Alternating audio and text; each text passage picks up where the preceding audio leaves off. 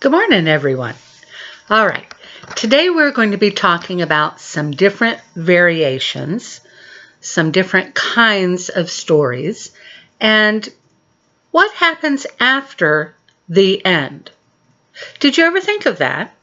When a story finishes with the end, do the characters just stop? Or do they continue on? And what does the rest of the story look like? Well, you probably know the story of the Frog Prince. The princess drops her ball into the well. There's a frog there. Frog says, I'll get it for you, but you have to kiss me. And the princess does not want to kiss those slimy frog lips. But in the end, she wants her ball, so she kisses him, and he turns back into a prince. He had been under a spell from a witch, and they live happily ever after. Or do they? Jon Scieszka is a very cool author. He wrote The Frog Prince Continued. What happens after the end? We're going to find out today. One of my favorite stories. The Frog Prince Continued by Jon Scieszka. He's an awesome author. The princess kissed the frog. He turned into a prince, and they lived happily ever after. Well, let's just say they sort of lived happily ever after. Okay, so they weren't happy. In fact, they were miserable. Stop sticking your tongue out like that, nagged the princess. How come you never want to go down to the pond anymore? Whined the prince. The prince and the princess were so unhappy they didn't know what to do. I would prefer you not hop around on the furniture, said the princess. And it might be nice if you got out of the castle every once in a while to slay a dragon or a giant or whatever. The prince didn't feel like going out and slaughtering anything. He just felt like running away. And then he reread his book, and it said right there at the end of the story, they lived happily ever after, the end. So he stayed in the castle and drove the princess crazy. Then one day, the princess threw a perfectly awful fit. First you keep me awake all night with your horrible croaking snore, and now I find a lily pad in your pocket? I can't believe I actually kissed your slimy frog lips. Sometimes I think we would both be better off if you were still a frog. That's when the idea hit him. The prince thought, still a frog? Yes, that's it. And he ran off into the forest looking for a witch who could turn him back into a frog. The prince hadn't gone far when he ran into just the person he was looking for. Miss Witch, excuse me, Miss Witch, I wonder if you could help me. Say, you're not looking for a princess to kiss, are you? Asked the witch. Oh no, I've already been kissed. I'm the frog prince. Actually, I was hoping you could turn me back into a frog. Are you sure you're not looking for a beautiful sleeping princess to kiss and wake up? No, I'm the frog prince. That's funny. You don't look like a frog. Well, no matter. If you're a prince, you're a prince, and I'll have to cast a nasty spell on you. I can't have any princes waking up Sleeping Beauty before the 100 years are up.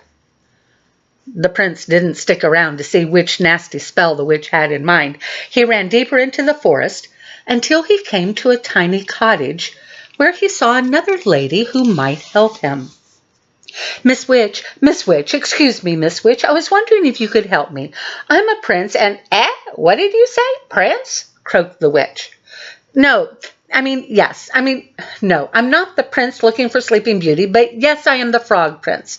And I'm looking for a member of your profession who can turn me back into a frog so that I can live happily ever after. Frog prince, you say? That's funny. I thought frogs were little green guys with webbed feet. Well, no matter. If you're a prince, you're a prince, and I can't have any princes rescuing Snow White. Here, eat the rest of this apple. The prince, who knew his fairy tales and knew a poisoned apple when he saw one, didn't even stop to say no thank you. He turned and ran deeper into the forest. Soon he came to a strange-looking house with a witch outside. Ahem. Miss Witch, excuse me, Miss Witch, I was wondering if you could help me. I'm the frog. If you're the frog, I'm the king of France, said the witch. No, I'm not a frog, I'm the frog prince, but I need a witch to turn me back into a frog so I can live happily ever after. Can you do it? Said the prince in one long breath. The witch eyed the prince and licked her rather plump lips. Why, of course, dearie. Come right in. Maybe I can fit you in for lunch. The prince stepped on the slightly gummy steps. Something about the house seemed very familiar. He broke off a corner of the windowsill and tasted it. Gingerbread. I hope you don't mind my asking, Miss Witch, but do you happen to know any children by the name of Hansel and Gretel? Why, yes, Prince darling, I do. I'm expecting them for dinner. The prince, who, as we said before, knew his fairy tales, ran as fast as he could deeper into the forest. Soon he was completely lost. He saw someone standing next to a tree. The prince walked up to her, hoping she wasn't a witch, for he'd had quite his fill of witches. Madam, I am the Frog Prince. Could you help me? Gosh, you do need it, said the fairy godmother. You're the worst-looking frog I've ever seen. I'm not a frog. I'm the Frog Prince, said the prince, getting a little annoyed, and I need someone to turn me back into a frog so I can live happily ever after. Well, I'm on my way to see a girl in the village about going to a ball, but I suppose I could give it a try. I've never done frogs before, you know. And with that, the fairy godmother waved her magic wand and turned the prince into a beautiful carriage. The prince couldn't believe his rotten luck. It's kind of hard to see, but the carriage looks like a frog, with the top of it being the frog's head. The sun went down. The forest got spookier, and the prince became more and more frightened. Oh, what an idiot I've been. I could be sitting at home with the princess, living happily ever after, but instead I'm stuck here in the middle of the stupid forest, turned into a stupid carriage, and now I'll probably just rot and fall apart and live unhappily ever after. The prince thought these terrible, frightening kinds of thoughts, and a few worse, too awful to tell, until far away in the village, the clock struck midnight.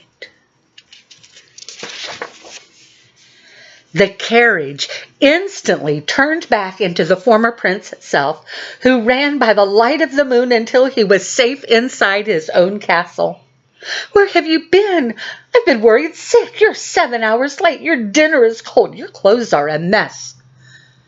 The prince looked at the princess, who had believed him when no one else in the world had.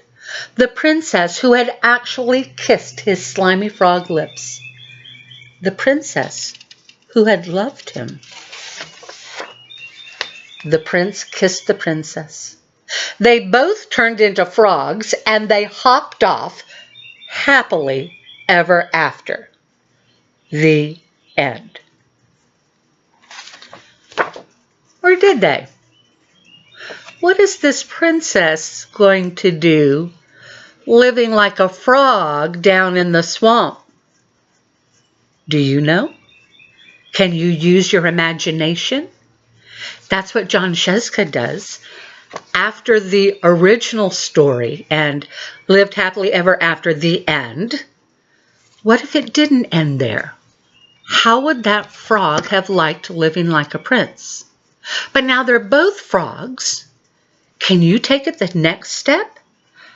How would they like it living both as frogs. Some awesome opportunities for using your imagination. See what you can come up with. I'd really like to see it.